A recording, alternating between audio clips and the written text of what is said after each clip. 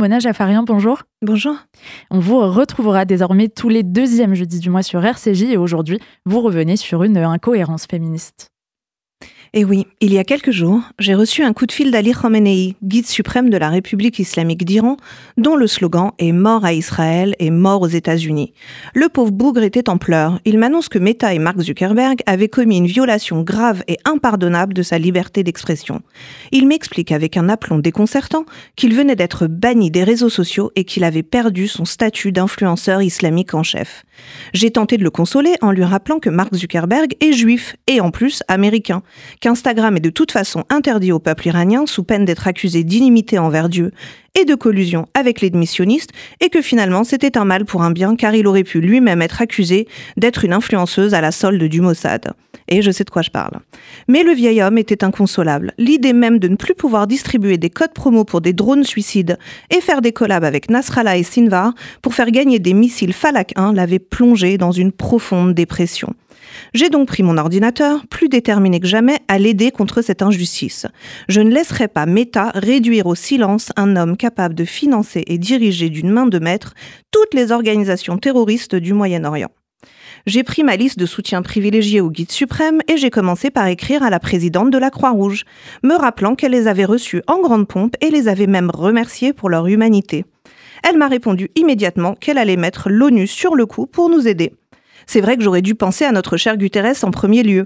N'avait-il pas mis la République islamique à la Commission des droits des femmes, à la présidence des droits humains et enfin à la présidence du Forum sur le désarmement nucléaire? Lui qui osait tout trouverait bien un moyen de faire passer une résolution pour faire condamner ce dictateur sanguinaire de Zuckerberg.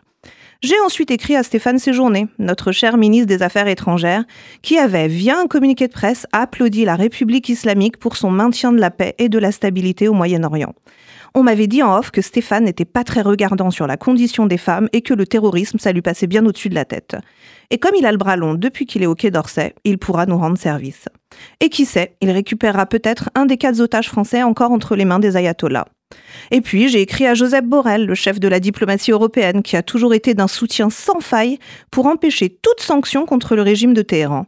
Il n'a pas hésité une seule seconde et a déclaré publiquement que le Hamas avait été créé et financé par Israël, innocentant d'un coup d'un seul la République islamique, les frères musulmans et le Qatar. Quel brave soldat ce cher Joseph. Et enfin, j'ai dégainé mon arme secrète, à laquelle personne ne s'attendait, les féministes intersectionnelles. Je savais qu'elles se donneraient corps et âme pour défendre ce vieux bonhomme racisé et islamiste, lui qui avait toutes les caractéristiques pour qu'elles l'admirent et le défendent contre le monde impérialiste et colonial blanc. Oui bon, elles sacrifiaient au passage les Iraniennes, les Afghanes, les Pakistanaises, les Syriennes, les Yézidis, les Yéménites et des millions d'autres. Mais seul le résultat compte. Quand je l'ai annoncé à Khamenei pour le rassurer sur l'avancée des choses, il a été surpris de ma démarche. Des femmes blanches et libres veulent me défendre. Je lui ai confirmé qu'elles étaient son alliée de longue date et qu'elles traitaient les femmes iraniennes de fascistes islamophobes parce qu'elles brûlaient leur voile et s'opposaient à l'islam politique. Ça lui a donné un peu le sourire. Il a d'ailleurs prévu de leur envoyer des tchadors multicolores pour matcher avec leurs cheveux gras. Et laissez-moi vous dire qu'elles ont surpassé toutes nos espérances. Profitant de la grande marche de la journée des droits des femmes, elles ont insulté, attaqué et violenté toutes les femmes juives venues dénoncer des viols et des féminicides des mains des islamistes du Hamas. J'avais l'impression de voir un remake zadiste des rues de Téhéran.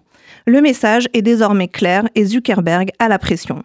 Nul ne peut s'opposer aux islamistes ou les féministes prendront les armes pour les défendre.